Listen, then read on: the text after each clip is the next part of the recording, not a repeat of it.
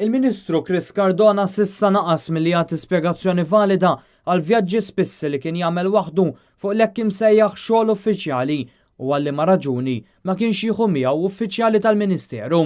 Rapport maħruġ minn The Sunday Times of Malta wera li skont informazzjoni preżentata fil-Parlament Malti, il-Ministru tal-Ekonomija qed isifer għal laqgħat uffiċjali waħdu. Fost oħrajn żar l-Ukrajna, Dubai, Monaco u Russja. In-norma il-Ministri waqt safar fuq laqgħat uffiċjali ikollhom tal-anqas uffiċjal wieħed jivvjaġġa magħhom sabiex iżommulhom il-minuti tal-laqgħat. S'issa mhux magħruf jekk il-Ministru Chris Cardona żammx il-minuti huwa stess. Esperti saħħu li dawn il-vjaġġi mħallsa mit-taxxi tal-poplu huma kemm xejn strambi hekk kif vjaġġ minnhom fir-Russja seħħ bejn id-29 ta' Diċembru tal-2014 u 8 ta' Jannar tal-2015 propju fi żmien il-festi tal-ewwel tas-sena.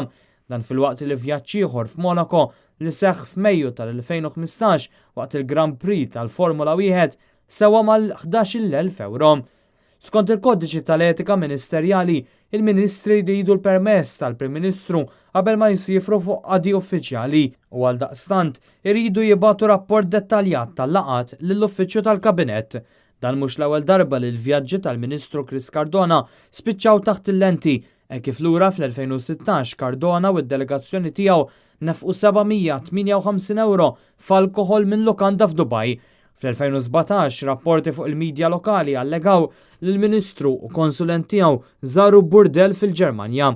Chris Cardona ċaħad kategorikament dawn l-allegazzjonijiet u dwar dan għadu għaddej każ fil-qorti.